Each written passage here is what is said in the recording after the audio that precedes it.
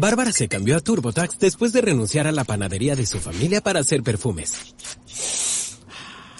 Arrancar mi negocio es un trabajo de tiempo completo. Como experto de TurboTax con experiencia en pequeños negocios, hice que su logro contara, consiguiéndole toda deducción y el máximo reembolso garantizado. Huele a éxito. Cámbiate a Intuit TurboTax y haz que tus logros cuenten. Detalles de la garantía en turbotax.com/garantías. Expertos bilingües solo disponibles con TurboTax Live. El siguiente programa es presentado a ti por Halas Hot Chicken Wings Restaurant Fish, Home Entertainment Network, Lion Studio, La Onda Comedy Central Network. Bienvenidos una vez más a su podcast de Señales Misteriosas.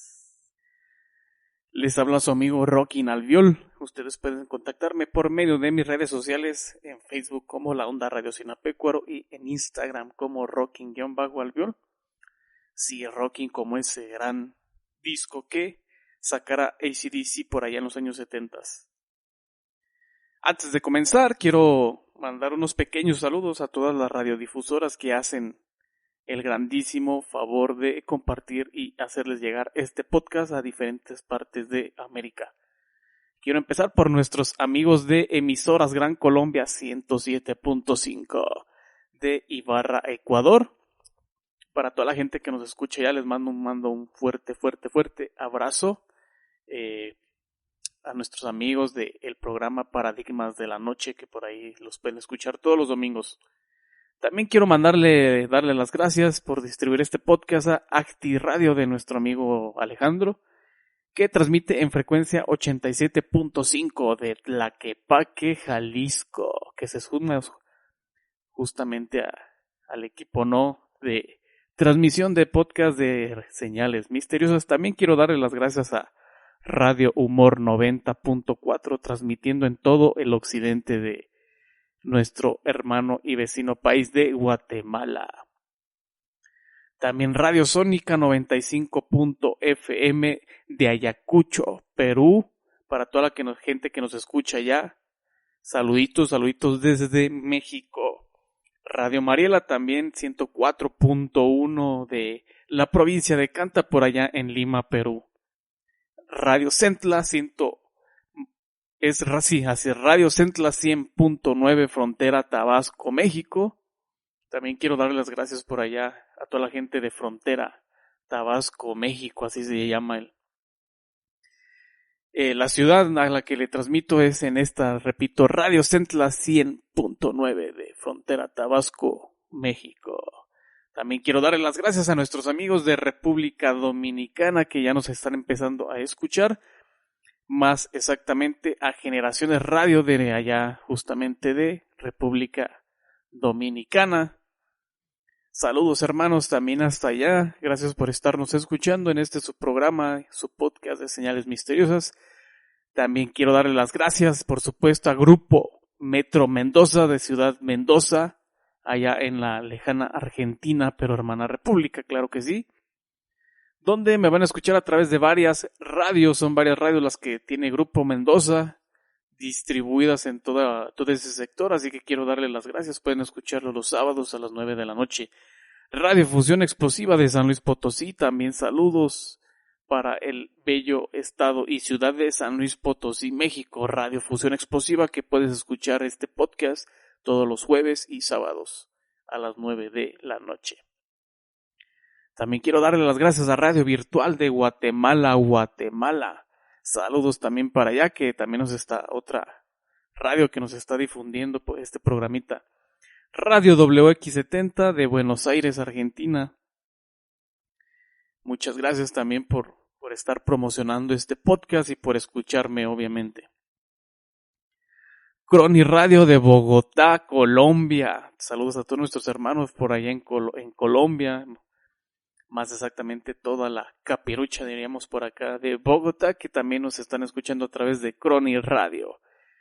Quiero dar las gracias también al amigo Israel, que nos transmite a través de Radio El Ángel de Nochistlán de Nueva York, La Que Sabrosa de Nueva York y la original Radio Escorpión de Nueva York, Por allá nos pueden escuchar martes, jueves y creo que también el sábado, todos los días a partir de las 9 de la noche. Radio OCR de San Quintín, Baja California, México, ese bello poblado también hermosísimo de aquí de Baja California. Radio OCR también todos los sábados a partir de las 9 de la noche. También para los que nos están escuchando quiero mencionarles que pues este es solo un pequeño podcast. Yo tengo más contenido en Spotify, Amazon Music, Google Podcast, Apple Podcast, Deezer, iHeartRadio, MyTuner Radio y por supuesto iVoox. Como lo pueden encontrar, pues bien fácil, como Señales Misteriosas. Este gran podcast de leyendas, historias de terror, ocultismo, brujería, ufología, asesinos seriales, crimen, todo eso, ¿ok? Si ustedes quieren ver todo el contenido, pues se pueden suscribir a iVoox, ya que en Spotify y demás plataformas de podcast solo les aparecerán los últimos 20 capítulos. Y bien, comencemos con el podcast número 23, pero antes de comenzar quiero darle unas pequeñas notas que por ahí me mandaron muy interesantes mis seguidores de Instagram. Esta notita me la mandó Monse Escobedo. Pertenece a elpaís.com de España.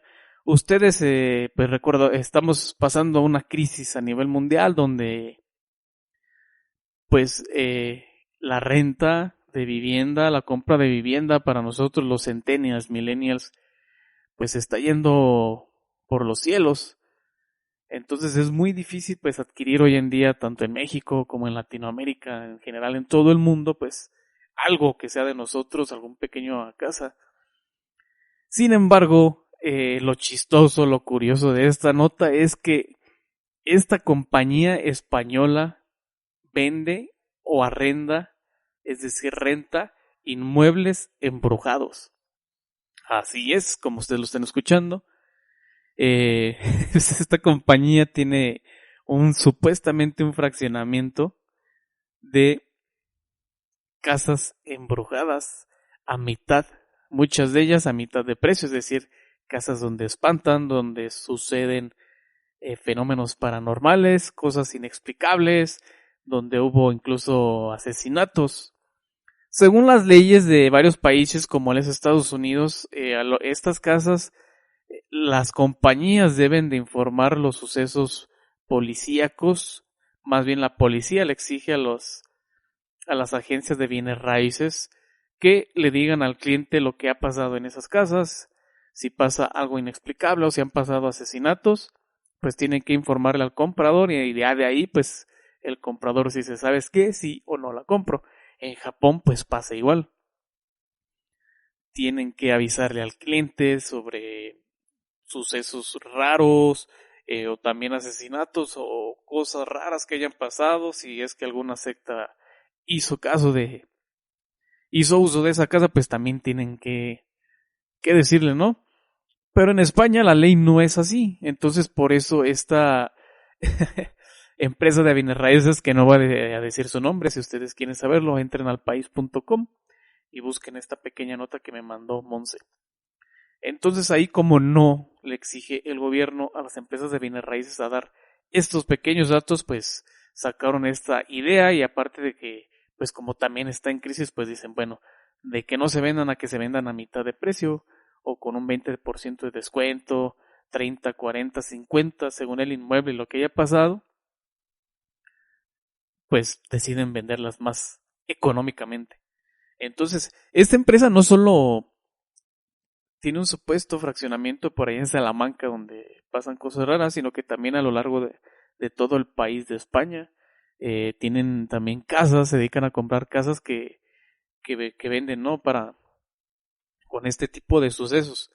Que tal vez para una persona, entre comillas, normal, me refiero a la persona que si se espanta o se sentiría incómoda de vivir en estas casas, pues o no te la compraría o no te la pagaría o tendrías que hacer una gran rebaja, pero como bien dice Rick del precio de la historia, para todo hay clientes, pues imagínense que si las compran los clientes a un alto precio, solo para estar viviendo ahí y estar tal vez vacacionando, según comentarios que he visto aquí, y pues tratando de vivir esos sucesos paranormales, sentir esa adrenalina.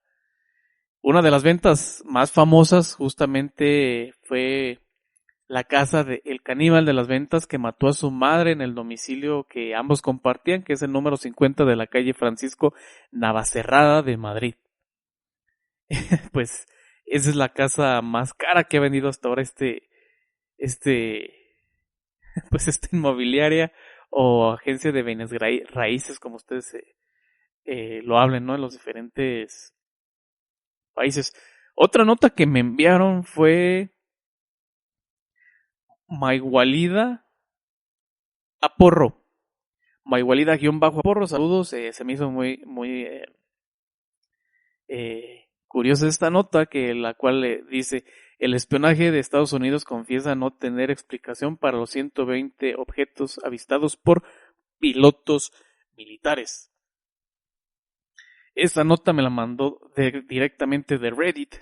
Ustedes, como bien sabrán, Reddit es una red social donde suben muchísimas noticias o hablan de ciertos temas en específico. En este caso, pues yo estoy en grupos de ufología y sucesos paranormales. Como ustedes recordarán, durante corría el año 2014 y 2015, pues hubo un avistamiento masivo de objetos voladores no identificados por parte del gobierno de Estados Unidos. Sin embargo, este documento no fue desclasificado hasta apenas justamente hace unos días, donde la NASA y en general pues el Pentágono dan a conocer de que no tenían idea de qué eran estos objetos y si es que eran rusos, chinos, etcétera, haciendo algún tipo de espionaje. Los objetos se asemejan mucho en el video, para los que somos de aquí de México, a los que hace por ahí en 2004-2005 el ufólogo investigador mexicano Jaime Maussan logró obtener de las fuerzas aéreas mexicanas también alrededor de 9 objetos viajando a través del cielo mexicano, y que lograron captar con una videocámara avanzada de militar, obviamente, la Fuerza Aérea Mexicana. Pues ustedes la pueden buscar en YouTube, de hecho es Fuerza Aérea Mexicana, avistamiento de ovnis. Ustedes pueden ver el video, son muy parecidos a los que también está desclasificando Estados Unidos hoy, con lo cual pues abre cierta controversia, ¿no? De que son, si es espías, si son extraterrestres. Pues lean la nota por ahí en Reddit y ya ustedes me dicen. Otra nota muy curiosa que se me hizo fue una nota que me mandó Yasmín Carrillo, de justamente seguidora de que se me acaba de agregar de Ecuador, en el cual pues una universidad de la India imparte estudios sobre posesiones demoníacas y fantasmas, que ellos le llaman como el curso de medicina ayurvédica. Trata de desórdenes psicosomáticos confundidos con mucha frecuencia con lo paranormal. La conocida Universidad de Banaras, ahora en Varanasi, India, ha creado el primer curso para tratar enfermos que dicen estar poseídos por fantasmas. Los 6 meses del curso, que ha empezado en enero, tendrán lugar en la Facultad de Ayurveda, modelo tradicional de medicina y cura del subcontinente indio, de la Universidad Hindú de Banaras. Su temario está centrado en los trastornos psicosomáticos, como ya bien lo había mencionado, a menudo confundidos con vivencias extranormales o paranormales. El anuncio de este curso por parte de un centro público ha generado cierta controversia dentro y fuera del ámbito académico y médico, obviamente, incluidos muchas mofas, ¿no?, en redes sociales, donde dicen: vengan a visitar a la primera universidad del mundo que da clases de posesiones demoníacas y cosas paranormales. Así es, esta nota también está en Reddit para todos los que quieran pues entrar. Es como si aquí en México la SEP, la Secretaría de Educación Pública, pues le diera, no sé, a la UTM, Universidad Tecnológica de Morelia, pues decirle: ¿sabes qué? Pues sí, da clases, ¿no?, de brujería o santería mexicana, y son oficiales para el conocimiento, sin algún estudio previo científico. Y bien, pues ahí dejamos un poco las notas y pues ya entramos ahora sí a tema. La semana pasada pues hablamos un poco de lo que es la alquimia y el ocultismo, muy importantes, ¿no? En todos los temas paranormales, de ufología. Hoy les voy a hablar más exactamente de lo que es brujería. Sí, así es, la brujería, como ustedes bien saben, pues es un conjunto, ¿no? Como de creencias, conocimientos prácticos y actividades atribuidos a ciertas personas llamadas brujas, que también existe el término masculino que es brujos. Aunque este es mucho menos frecuente, normalmente es más frecuente las brujas, ¿no? Que están supuestamente dotadas de ciertas habilidades mágicas. La creencia en la brujería es común, créanme. Numerosas culturas desde la más remota antigüedad y las interpretaciones del fenómeno varían significativamente de cultura a cultura. Hay muchas teorías relacionadas con la brujería, entre ellas la brujería europea con antiguas que salieron de las antiguas religiones paganas, que el paganismo no es más que un concepto religioso genérico empleado por los cristianos desde antes del siglo V, el siglo IV creo para ser más exacto si no me falla la memoria, en el Imperio Romano justamente para designar al conjunto, es decir, el Imperio Romano designó al pagano al conjunto de ideas y pertenencias que no estaban atribuidas al cristianismo o al judaísmo. Y pues ahí que es como el término, ¿no? Que las brujas en general han tenido como un gran impacto en el folclore, en la importancia de la historia de muchas culturas y forman parte de nuestra cultura popular, perdón. Entonces, pues ustedes saben, ya seas mexicano, seas guatemalteco, seas peruano, argentino, brasileño, etcétera, pues todos en algún momento hemos escuchado el término brujería o brujo o bruja. Si bien pues en el concepto más frecuente el término bruja data del siglo XX, el término ha sido reivindicado por ciertas sectas ocultistas. Nótese que el ocultismo son las ciencias ocultas de artes ocultas, como ya lo había explicado. Y pues una secta no es más que el conjunto de seguidores de una doctrina religiosa, ideológica o social con ideas en concreto. Puede ser solo una sección o un sector de gente, ¿no? La que pueden ser, es decir, pueden ser desde 2 personas hasta miles de personas. Y también, pues el término ha sido reivindicado, ¿no? Para las religiones neopaganas, que es como el conjunto de movimientos. Una religión neopagana es el conjunto de movimientos espirituales modernos inspirados en diversas formas de religiosidad politeísta, es decir, que no solo creen en una sola deidad, sino en varias, anteriores al cristianismo, a menudo emparejadas como con una interpretación religiosa de la ecología moderna. Este movimiento puede deberse en muchas cosas.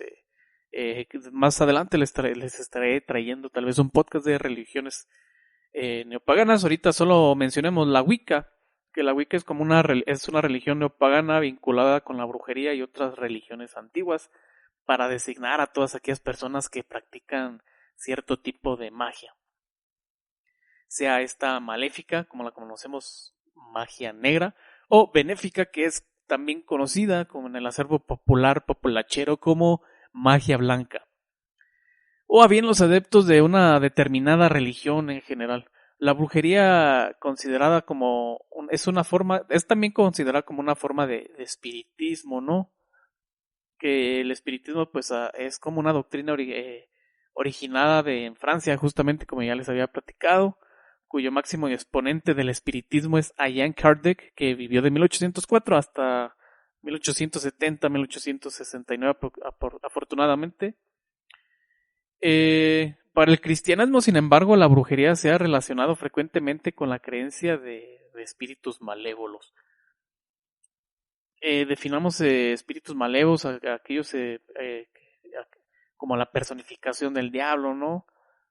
esas deidades, entidades del inframundo, tal vez, como es el caso de Satanás, obviamente en la cultura, en la religión católica, o a seres adimensionales o interdimensionales, como es el caso de los fantasmas o de otro tipo de seres vivos aún no conocidos.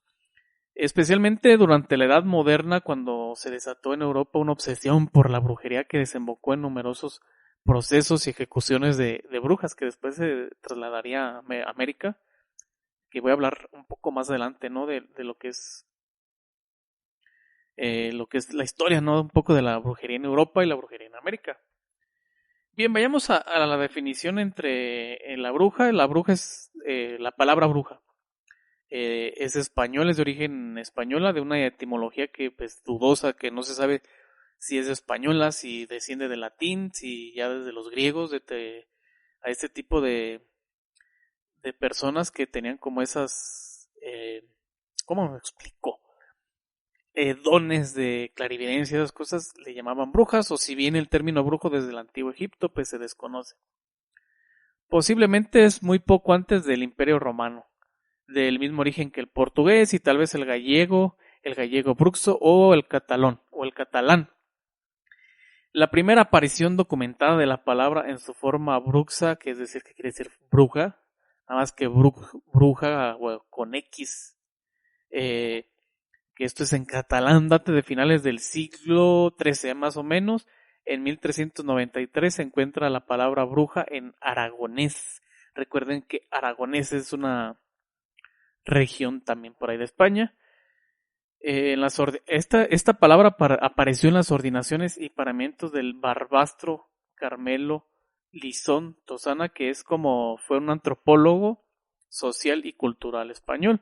Él es quien hace mención como tal a la palabra bruja, que considera que el origen de la palabra puede encontrarse en el área pirenaica, que esto es como, el área pirenaica es pues la zona de los Pirineos, que es un sistema montañoso geográfico que es muy famoso a nivel mundial. Sin embargo, en la región de Gascuña, al suroeste de Francia, y en Bern, que es como otra región de Francia, era también corriente el usar la palabra bruja, etimológicamente relacionada, ellos le hacen como bruche. Debe tenerse en cuenta que en esta época cuando la corona Aragón regía a España, era una cultura muy relacionada, ¿no? Con el ocultismo, con la brujería y todas esas.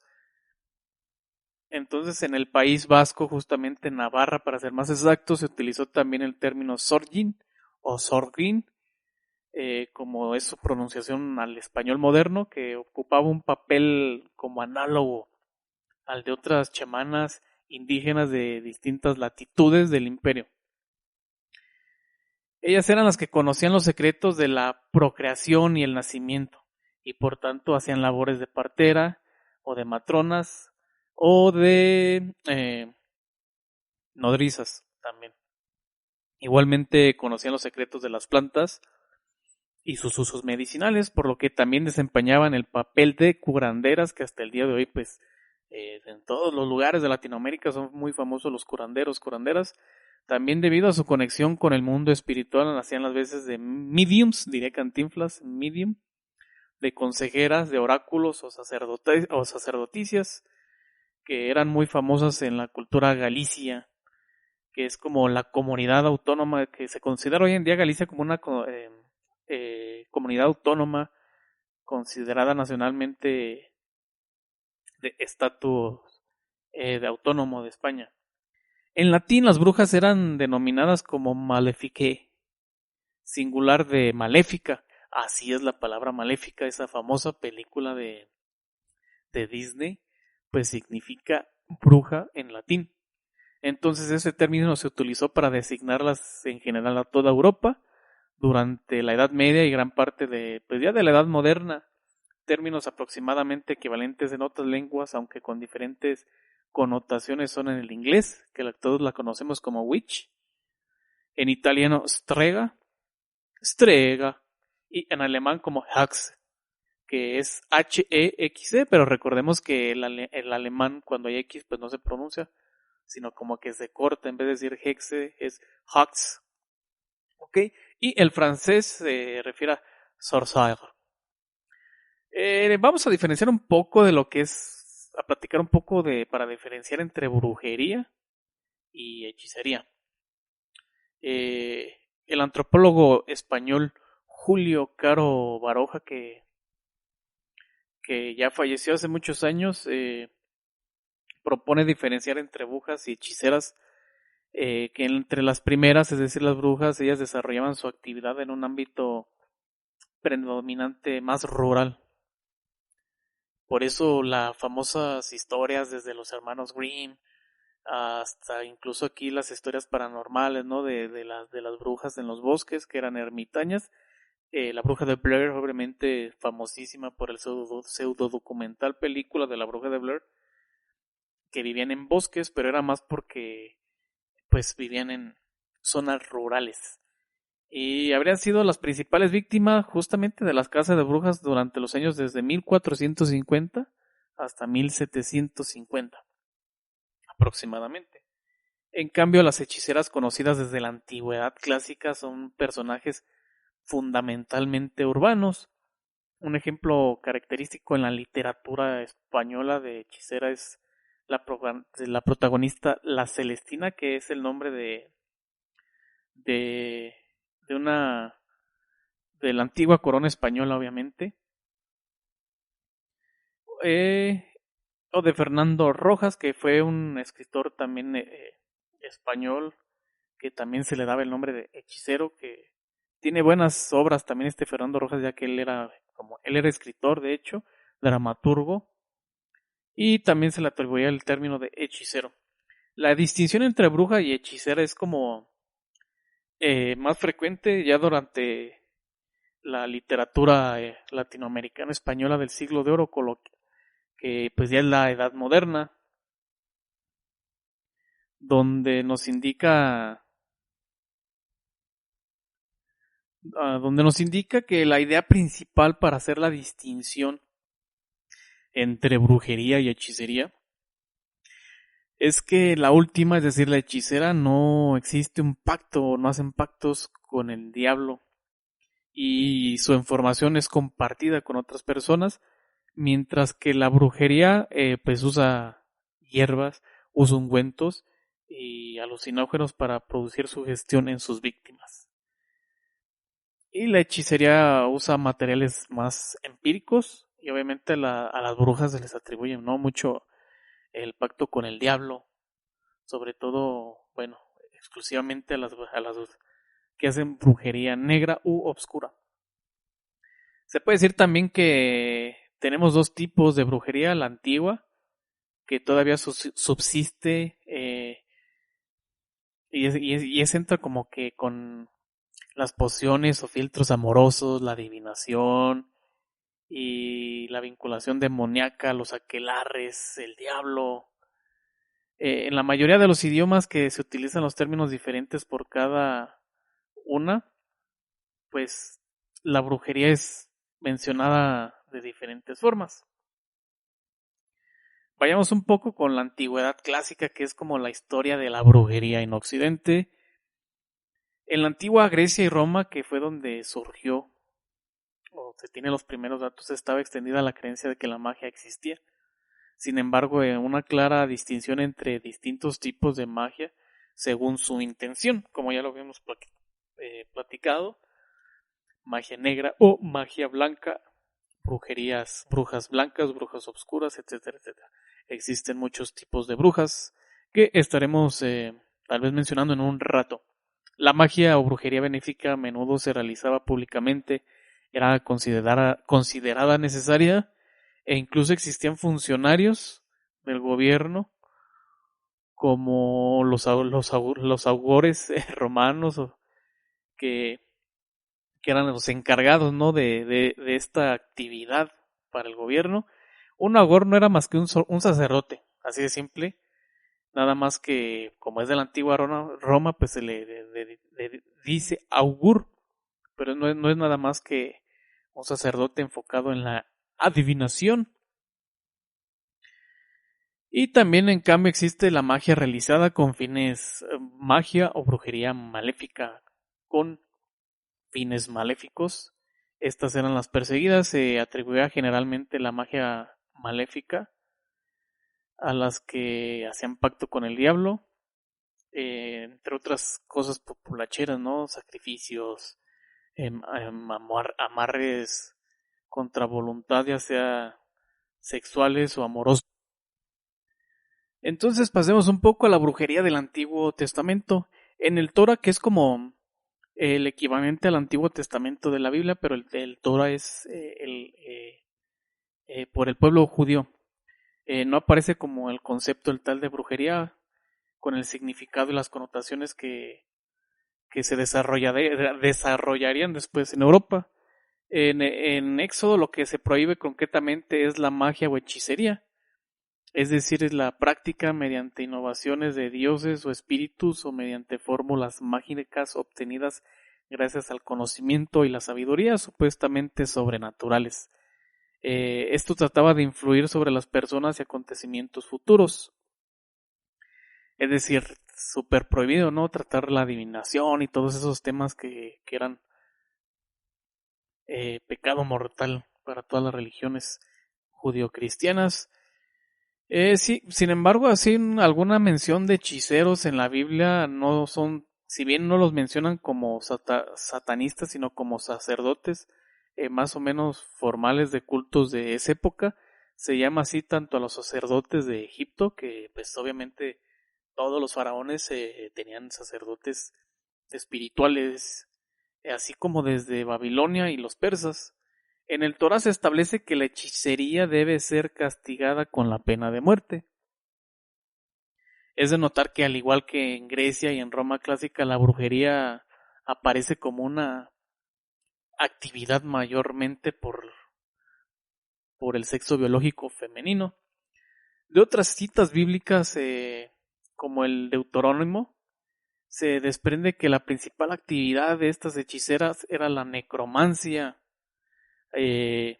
Definamos necromancia como el estudio de las artes de los muertos, que es una rama, pues más bien como de la hechicería, considerada generalmente magia negra, que consiste en la adivinación mediante el examen de las vísceras de los muertos o la invocación de los mismos espíritus de los muertos. En el primer libro de Samuel también se relata la historia de la bruja de Endor. Así es, Endor, si los que son fans de Star Wars, pues se les hará familiar el término, que la bruja de Endor es como una figura de la Biblia que pues sale en el primer libro de Samuel, como ya lo había mencionado, donde esta bruja pues tenía sus propias leyes dentro según de la familia que le tocó vivir a Samuel. Avanzando un poco en el tiempo, la brujería y el cristianismo en la Edad Media, que son los padres de la iglesia, se mostraron escépticos sobre la realidad de la brujería. Agustín de Hipona dudaba de la posibilidad de la metamorfosis y el desarrollo de la teoría de que los delirios de los brujos eran creados por el diablo. No sé si me explico, es decir, todo lo que no esté dentro de oficial, ya sea dentro del Corán, del Torá o de la Biblia Antiguo Testamento, pues es cosa del diablo. Si hace ciencia, y no tiene una explicación religiosa, es cosa del diablo, muerte o linchamiento o esas cosas. Sin embargo, el código teodosiano, que es una compilación de las leyes vigentes en el derecho romano durante el Bajo Imperio, promulga por primera vez una ley contra el ejercimiento de la brujería, que es en el 429 hasta aproximadamente después de Cristo. Sin embargo, en el 534 sale el Código de Justiniano, que también es una recopilación de constituciones imperiales promulgadas por el emperador Justiniano, prohíbe consultar a los astrólogos y adivinos por ser una profesión depravada para él. Entonces también había pena de muerte. El concilio de Ancira o concilio de Elvira, un poco antes, en el año 306, declara que matar a través de un conjuro es un pecado y la obra del demonio mismo. En el concilio de la Odisea, que fue un sínodo regional de 32 clérigos de Anatolia, que fueron convocados por los católicos, solicita la excomunión a todo aquel que practique la brujería, santería, hechicería, adivinación, astrología y la magia en general. En la Alta Edad Media, ya para entrar en la era premoderna, los testimonios de los eclesiásticos que denuncian como ilusiones las viejas creencias sobre las brujas, condenándolas como cultos paganos. Ustedes saben que todo culto pagano iba en contra de todas las religiones judeocristianas. En la segunda mitad del siglo XIII después de Cristo, la percepción de la brujería cambiaría y se asentaría sobre la preocupación. Por ello causa la difusión de textos herméticos y la idea mantenida por ciertos clérigos eruditos de que los cristianos a veces dejaban que el diablo se apoderara de ellos o de una parte de su ser. Así pasa de la visión de la brujería como una superstición o como el resultado de ilusiones demoníacas. A pesar de que con las prácticas lo que buscaban en sí era establecer pactos con el diablo en general, por lo que se cree necesario clasificar muy bien sus prácticas e interrogarlos con detenimiento.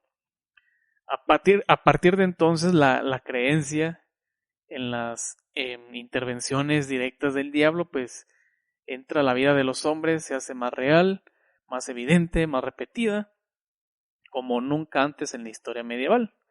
Esta preocupación llega al Papa, que consulta a los teólogos, cuya opinión queda plasmada en la bula Super Illus Specula de 1326, que equipara la brujería, que es igual a la herejía.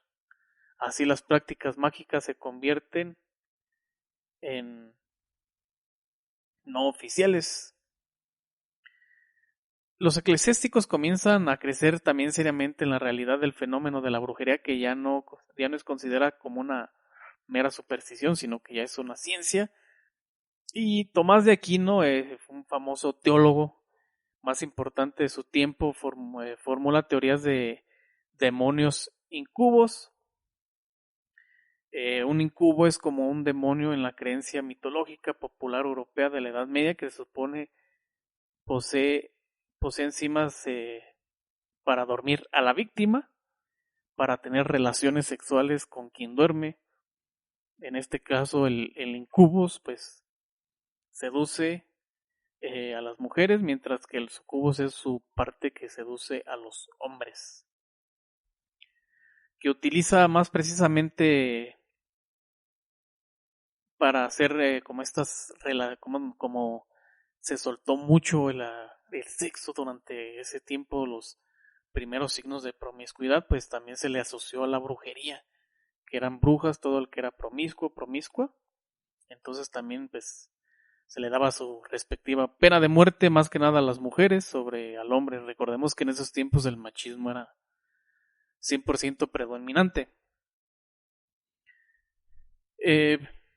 Sin embargo,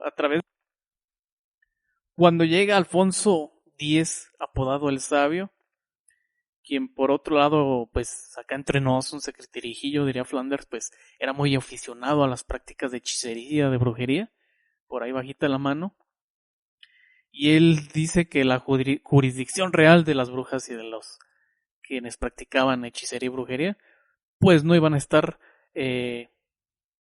no las iba a juzgar la iglesia eclesiástica, valga la redundancia, pues ya que para él no eran consideradas herejías.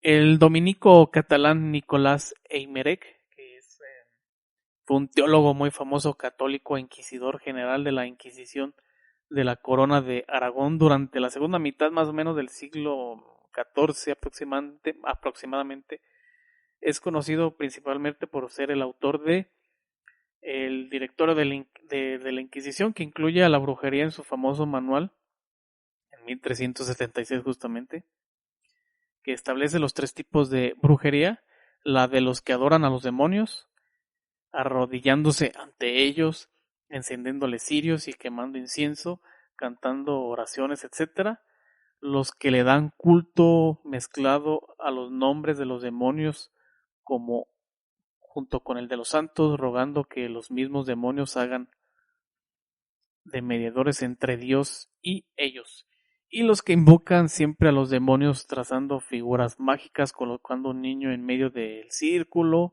haciendo sacrificios con animales, etcétera, etcétera. Es ahí cuando pues aparece Emmerich y advierte que si el brujo o la bruja se dirige al demonio con un tono imperativo, te mando, te ordeno, la herejía no está bien marcada.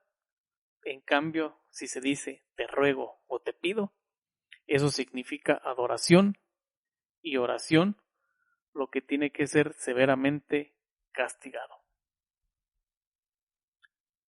Adelantándonos un poco en el tiempo, nos trasladamos ya hasta los inicios de la era moderna, y con la edad moderna vino pues la reforma protestante, que no es más que simplemente el movimiento religioso cristiano iniciado en Alemania por allá durante el siglo XVI por Martín Lutero, que llevó un cisma de la iglesia, que llevó a un cisma a la Iglesia Católica para dar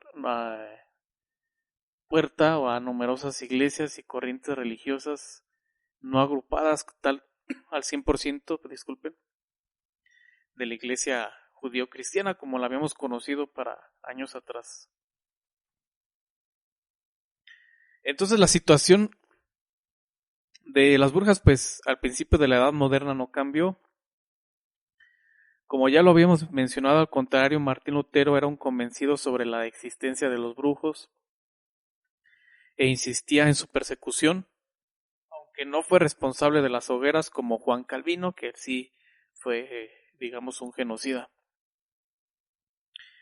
La primera persona que alzó la voz en contra de la cacería de brujas fue el médico protestante Johann Weyer. También él fue un médico muy importante en lo que fue la antigua Holanda, pero también después se trasladó a lo que hoy conocemos como Alemania, que vivió de 1515 hasta 1590 aproximadamente. Él fue el primero que dijo, ¿sabes qué? Hay que parar este desmadre, porque no está bien lo que estamos haciendo. Estamos yendo en contra de los mandamientos de las diferentes religiones que preponderaban mayormente el catolicismo. Ya durante los siglos XVI y XVII constituyen el periodo culminante de la caza de brujas, especialmente en el centro de Europa y las islas británicas. En el sur de Alemania se calcula que fueron quemadas alrededor de 3.229 brujas entre 1560 y 1670. En Escocia, alrededor de 4.400 brujas entre 1590 y 1680. En Lorena, España, más de 2.000 entre 1576 y 1606. Ricardo García Cárcel, que es un historiador y ensayista español, obtuvo de esos años que obtuvo, bueno, este ya es moderno, él es como de los años 70, señala que la mayor incidencia en estas regiones se debió a que habían sufrido guerras de religión. Como antes, pues recordemos que España tiene una historia muy, muy, muy florida para más que otros países. Eso no quiere decir que los otros países europeos no tengan historia, todos los países tienen historia obviamente, pero recuerden que en España había un conjunto de culturas y sociologías, y eso por ende lleva a diferentes culturas religiosas entre católicos, judíos. Recordemos que también había por ahí pues los vestigios del Imperio Romano, del Imperio Persa, turcos, etcétera, etcétera, etcétera. También de ahí surgió justamente también el Imperio Otomano, que después finalizaría el Imperio Otomano hasta la Segunda Guerra Mundial. Y pues baja un poco la cultura por parte de los católicos, como los católicos neutrales, porque justamente ya en el siglo XVII los jesuitas le tomaron el relevo a los dominicos en la casa de brujas. Los jesuitas son una rama muy extrema del catolicismo y de las religiones judeocristianas en general.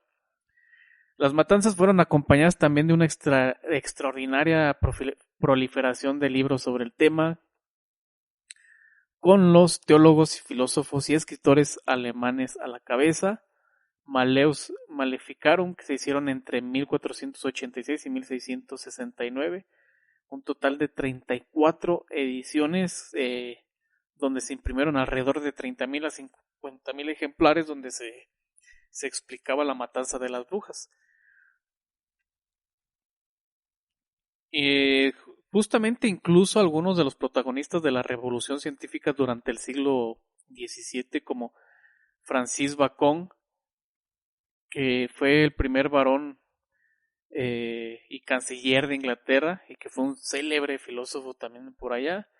O todos conocemos, yo creo más famoso a Robert Boyle, que fue un filósofo también y químico, físico, inventor del anglo-irlandés. También fue un prominente teólogo cristiano. Ellos creían que las brujas y en los espíritus malignos. Boyle llegó a proponer que se interrogara a los mineros para determinar si han visto algún demonio subterráneo. Entrando un poco así de rápido en el tema ufológico, desde esos hay ciertos escritos que no son oficiales por ningún antropólogo, donde desde ese tiempo se tuvo contacto con ciertos grupos según extraterrestres que ya estaban aquí en la Tierra, obviamente, que vivían bajo la Tierra, más conocidos como reptilianos y arcontes, que después vamos a hablar de ellos, claro que sí, como no razas extraterrestres, demonología en general. Y antes de ello también que quería hacer una pequeña pausa también para darle el conocimiento a todos los que nos siguen de los diferentes países de Sudamérica, que estoy tratando investigando ciertos casos, ya sea paranormales o de ufología, de ciudades extrañas, raras, de todos los países de Sudamérica que transmiten mi podcast. Solo denme chance, recuerden que solo hago un programa por semana.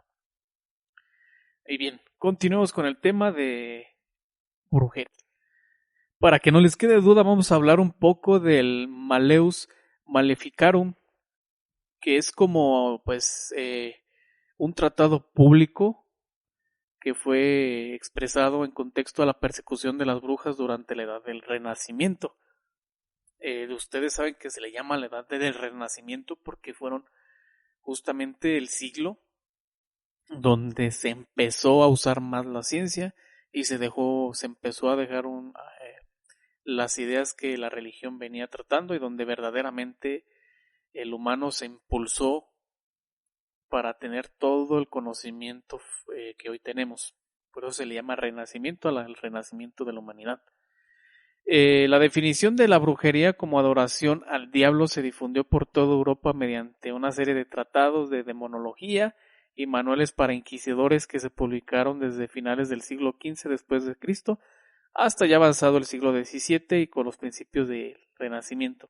El primero en alcanzar gran repercusión es el tratado que ya hablamos, que es el Malleus Maleficarum, que es un tratado filosófico escolástico publicado en 1486 por dos inquisidores dominicos, que son Heinrich Kramer o Henricus Intiloris, que en latín, y Jacob Sprenger. El libro no solo afirmaba la realidad de la existencia de las brujas conforme a la imagen antes mencionado, todo lo que hemos platicado, no ya de aquí de lo que es brujería, sino que afirmaba que no creer en brujas, que era un delito, que era el equivalente a herejía y todo lo que ya hemos tratado. El libro fue el resultado de experiencias que tuvieron estos dos frailes, Kramer y Sprenger, que fueron enviados a ocuparse de las supersticiones en el norte y centro de Alemania.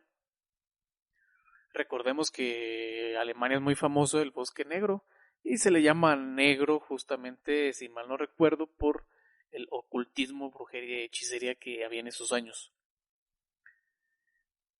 Bosque en el cual también se basaría John Ronald Reuel Tolkien, que es creador del Señor de los Anillos, para darle nombre al Bosque Negro, donde vivían los elfos silvanos, donde vivía Thranduil, donde vivía Legolas.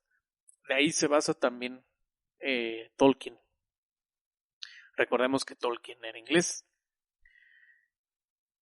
Entonces, pues ya cambiando un poco, ya los renacentistas italianos, nos cambiamos de Alemania a Italia. Algunos filósofos renacentistas como Marsilio Ficino, que fue de los más famosos filósofos médicos italianos del Renacimiento, creyeron que en realidad la brujería, que sí creían que en la brujería, pero hubo otros como Pietro Pomponazzi, que la cuestionaron en la forma de que pues no la veían tan mala.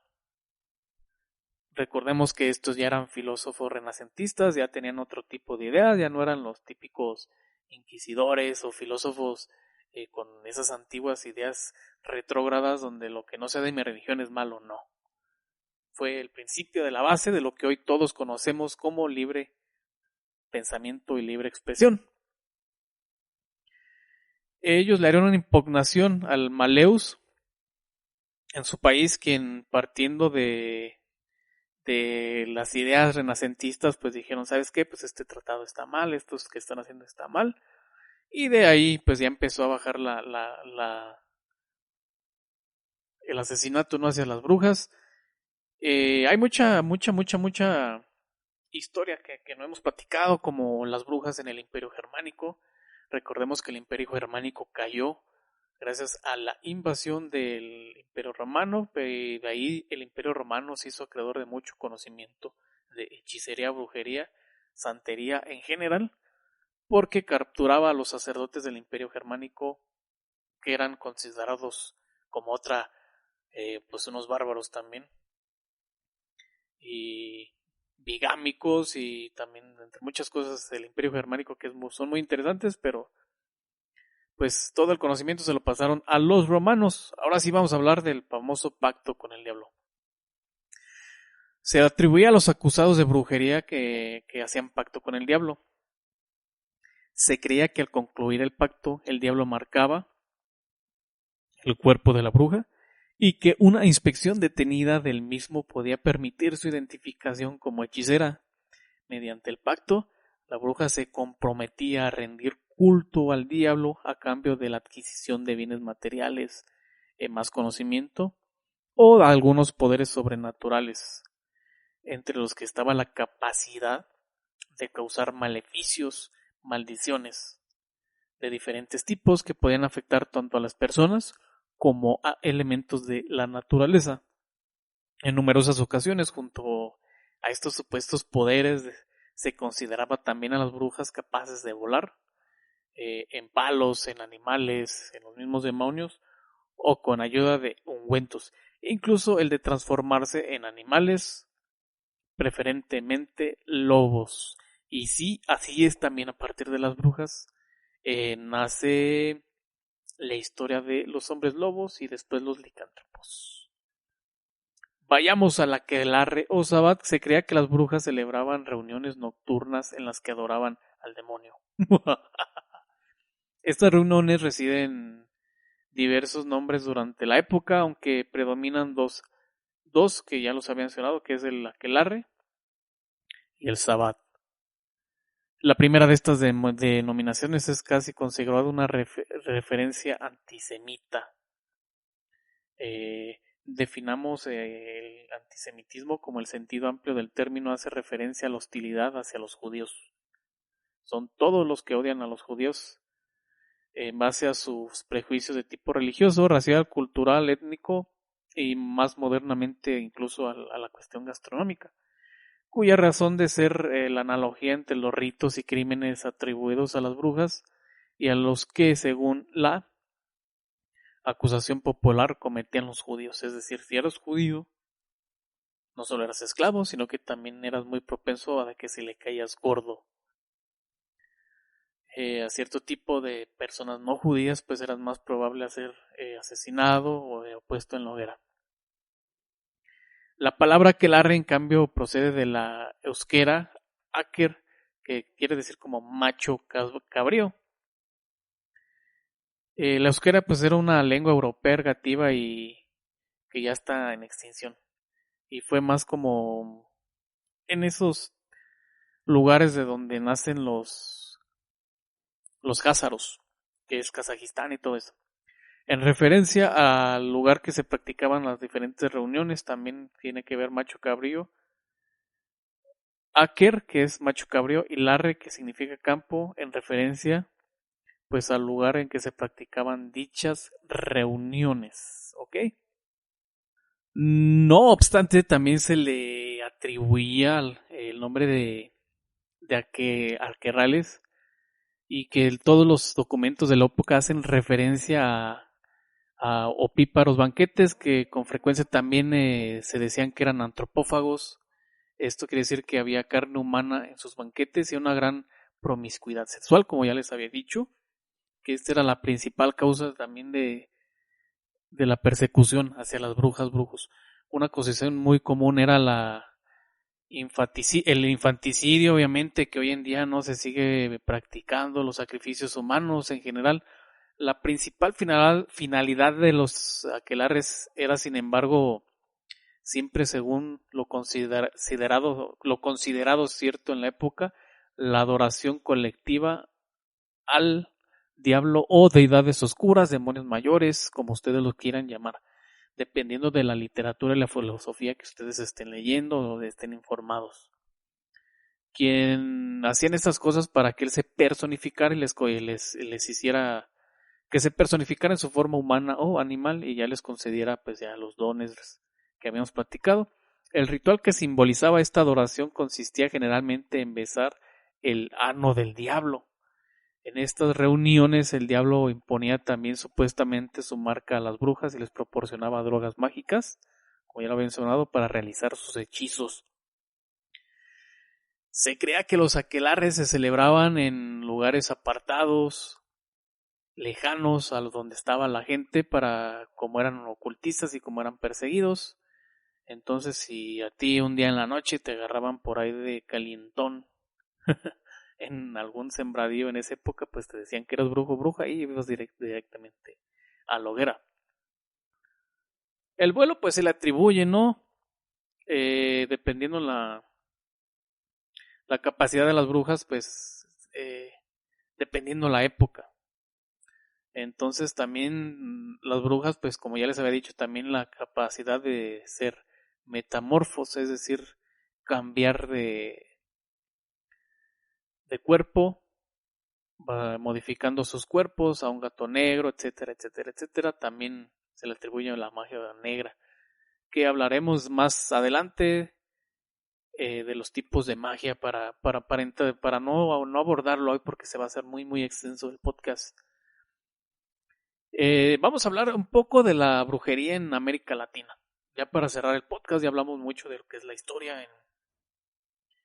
de la historia de las brujas en Europa y todo eso. Entonces la brujería en América Latina es como el fruto de una mezcla de tradiciones y costumbres indígenas y africanos, es decir que a Latinoamérica llegó la brujería con la trata de esclavos del continente africano, que fue posible por la llegada de los esclavos negros, justamente ya lo mencioné, tras la conquista española. Existen varios tipos de brujería y prácticas religiosas u ocultas en las culturas latinoamericanas y afrocaribeñas. Con afrocaribeñas me refiero a Jamaica, Haití, etcétera, Trinidad y Tobago, todos esos lugares que también eran influenciados por la religión indígena, el catolicismo y la brujería africana, obviamente. El propósito puede variar desde la magia blanca, benévola, hasta la magia negra, también como en la europea. El concepto ha surgido de muchas formas de prácticas espirituales: vudú haitiano, santería cubana, candomblé, que el candomblé es un tipo de brujería brasileña, al igual que lombada, son tipos de brujería y santería brasileños que se han expandido también a otros países. Lo que distingue a las brujas de América Latina de sus contrapartes europeas, como ya lo estamos platicando, es la mezcla de la religiosidad y la espiritualidad de las brujas con la magia en América Latina. tienen sus raíces, obviamente, como ya lo había mencionado, en la magia africana, que también es otro tema súper, ultra, mega extenso, en la cual la magia africana se basa también J.K. Rowling para sacar en la escuela de magia Ouagadougou, que está ubicada en África, no recuerdo en qué país. Y también parte del espiritismo europeo y las prácticas taínas, que son las tahitianas pues, de Haití, lo que hace practicar una versión integral de la espiritualidad. ¿Okay? No sé si me explique. Isabel Zenón Cruz hizo la valoración de que las religiones vernáculas puertorriqueñas y realmente todas las religiones afrolatinas solo han sido estudiadas por el folclore que éstas representan para la historia, pero no por los religiosos comparativos debido a que ellos son como más clasistas y más racistas, que yo tengo varios amigos con los que me llevo muy bien que son algo así, que dicen, no, les es brujería, no, olvídate, no hay que hablar de esos temas. A diferencia de muchas otras religiones caribeñas que se derivan de África, la brujería no se basa en una comunidad, jerarquía o membresía estable en Latinoamérica como si lo hacen las africanas. En cambio, las prácticas dependen más de las preferencias rituales de los participantes reales, debido esto a la espontaneidad de los espíritus, es decir, que no están siempre a nuestra disposición, sean ángeles, demonios, seres interdimensionales, adimensionales e incluso razas de extraterrestres. En cambio, como ya les mencionaba, es imposible que las doctrinas institucionalizadas de los cultos que hay en Europa se impongan sobre los seguidores y los practicantes de brujería aquí en Latinoamérica. Dentro de los altares sagrados de los brujos aquí en América practican mucho los rituales de brujería, se encuentran vinculados a ideologías africanas, al catolicismo y al espiritismo antiguo. Ok, entonces pues vamos a los orígenes de las brujas en Latinoamérica. Las primeras se remontan al 1931 a.C. y desde entonces la brujería se extendió por todo el mundo, como ya lo había platicado. Sin embargo, en América Latina esa influencia no fue hasta el siglo XVI, cuando el arzobispo de Santo Domingo y quinto obispo de Puerto Rico, Nicolás Ramos, dejó constancia de sus recuerdos de brujos negros, hombres y mujeres, me refiero a los dos, que se comprometían con el diablo en forma de cabra. Es por eso que aquí en Latinoamérica se le atribuye mucho a las cabras blancas, ya sea del color que sean, sobre todo negras obviamente, que son representaciones del diablo, manifestaciones en forma de animal. Y también un poco para el norte de Europa, ahí tenemos la famosa película de la bruja, donde el demonio se representa en una forma de cabra. Desde el siglo XVI hasta el siglo XVII y hasta el siglo XIX los esclavos eran enviados desde África a Puerto Rico y eran obligados a convertirse al cristianismo por lo imponente que era todavía en esos años la iglesia, y los hacendados obviamente también, que estaban de la mano con los inquisidores y con la iglesia en general. Así es, los esclavos más marcados eran bautizados para ser reconocidos plenamente como propiedad de los hacendados. Así es, estos pues eran unas personas muy feas. A finales de 1800 y principios de 1900, es decir, durante todo este siglo, los primeros días de la ocupación estadounidense en Cuba, se establecieron ataques para socavar la legitimidad de varias instituciones y organizaciones afrocubanas que incluían la brujería dentro de sus actividades principales. Con el crecimiento de una identidad cubana única llegó un mayor aprecio por la conformidad y la desviación de las manifestaciones criolizadas. Sin embargo, el declive de las prácticas religiosas en Cuba, debido al auge del marxismo, por ahí les hablo ahí del año 1959 hasta la década de 1990, llevó a los practicantes de las religiones afrocubanas a tener que encontrar otras formas innovadoras de sobrevivir a los cambios políticos del castrismo o de Fidel Castro, que en particular pedían la supresión de la brujería. Ustedes saben también que una dictadura es muy cerrada en todo, no quiere competencias, por eso no permite mafias, no permite revoluciones, todo eso, ¿no? La introducción del espiritismo en el siglo XX atrajo más participantes de todos los orígenes raciales, también agregamos nuevas bases de práctica y objetos rituales antiguos, bendiciones curativas, los famosos limpias espirituales que también se le llaman los 19 despojos, oraciones, hechizos y una variedad de ofrendas indígenas, católicas, medievales y africanas. Como ustedes pueden ver, la brujería es un tema súper, ultra, mega extenso.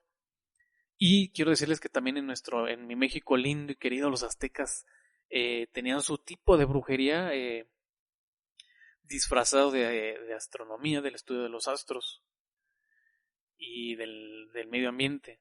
Los mayas, que también estaban obviamente en México, Guatemala y si mal no recuerdo tenían ciertos vestigios hasta Costa Rica, pues ya que de ahí empieza el imperio inca, que no dejan de ser auges de la misma raza, se desconoce la raza que salen estas dos, pues también tenían sus tipos de brujería. La práctica, sin embargo, como ya les mencionaba, en Latinoamérica es muy diferente, pues ya que no tenían estas prácticas de sacrificio de animales, de sacrificio de personas, de la antropofagia, como ya les había mencionado, sino que eran más, a pesar de que también eran comunitarias y en parte jerárquicas o basadas en la iniciación, se cree que de la brujería de hecho nació las ideas, las sectas semidiscretas como la masonería y eso. No soy un 100% conocedor de la historia de los masones, pero se cree, he leído ahí en ciertos autores justamente del del romanticismo. Las brujas, pues en nuestra cultura popular, al menos en México, pues también las pintamos, son un poco diferentes a la cultura popular norteamericana, donde les ponen pues esa narizota fea, el lunar en la nariz, el tipo de sombrero que nosotros podemos ver como el sombrero seleccionador de Harry Potter. Como vemos que la brujería norteamericana está muy basada obviamente también en la brujería inglesa. En Latinoamérica las pintamos diferente, dependiendo obviamente la región y el tipo de comunidad. Como por decir en Brasil, las brujas son las más inteligentes, pero también las más hermosas físicamente para ellos. Son unas expertas en hierbatología, en herbología, o también llamadas hierbateras, en vez de brujas, en todo lo que son las zonas de Brasil y del Amazonas, que se distinguen por vestirse de un atuendo color crema, con sus diferentes símbolos dependiendo la etnia o región de la cultura. Para Bolivia se les da mucho el término espiritual. A las brujas son más espirituales, de pociones, más que expertas en herbología, son expertas en pociones con distintos efectos químicos antiguos y modernos. Y las brujas se les cree, al menos en Bolivia, que son traedoras de catástrofes y eran las cuidadoras de los templos o de los cementerios de sus respectivas personas, etnias también. Se me fue el nombre de los antiguos pobladores bolivianos. Para Uruguay, Chile, pues no hay mucha diferencia. Argentina, en Argentina, como tienen la mayoría de descendencia italiana, pues ellos también tienen esa idea de las brujas europeas. Sin embargo, también hay tipos de hechiceras y brujas en los pampas, que tienen un diseño muy peculiar, exclusivo, que no voy a entrar a fondo, pero que se les invitaría a que vean si les gustan. Mientras que en Paraguay pues también son muy parecidas, ¿no? a las brasileñas, sobre todo en la región amazónica, así como en Ecuador y Colombia. En Centroamérica pues son más ocultas, se dedican más al ocultismo, como ya lo habíamos mencionado, sobre todo en las islas del Caribe. Aquí en mi México lindo y querido tenemos un lugar que se llama, bueno, hay varios lugares en Veracruz, Apizaco, Catemaco, etcétera, donde las brujas pues son también descendientes de nuestras antiguas culturas, ya sean náhuatl o de otras etnias. Adoptaron también mucho, como ya lo había mencionado, la brujería aquí en México debido a la inclusión de los esclavos. Y yéndonos un poco ya a lo modernos, como ustedes pueden ver, si ustedes entran a YouTube, ustedes ponen testimonios de brujería, se van a encontrar con una gran cantidad de testimonios de personas que se dedican a la brujería, y eso ustedes deciden si son charlatanes o no, si eso es cuestión de ustedes. Yo les recomendaría que primero se informaran. Si bien la brujería no te puede hacer tanto efecto cuando tienes una mente fuerte, una autoestima grande, pues sí, la brujería también, como ya les había mencionado, incluye pociones, eso incluye hierbas, eso incluye drogas. Tengan cuidado con lo que toman, porque ahí sí te pueden controlar, tener siempre drogado, como lo hemos visto pues muy modernamente.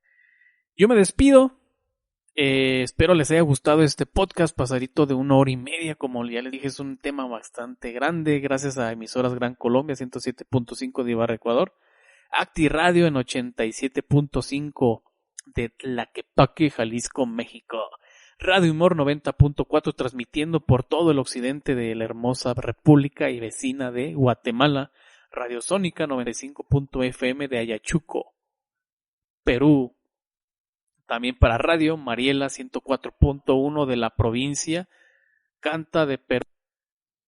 También quiero dar las gracias a Generaciones Radio de República Dominicana, saludos hasta allá, hasta República Dominicana. Besos, abrazos, gracias por escucharme. Para Grupo Metro Mendoza de Ciudad Mendoza, Argentina, también saludos para todas las radios que pertenecen a este grupo.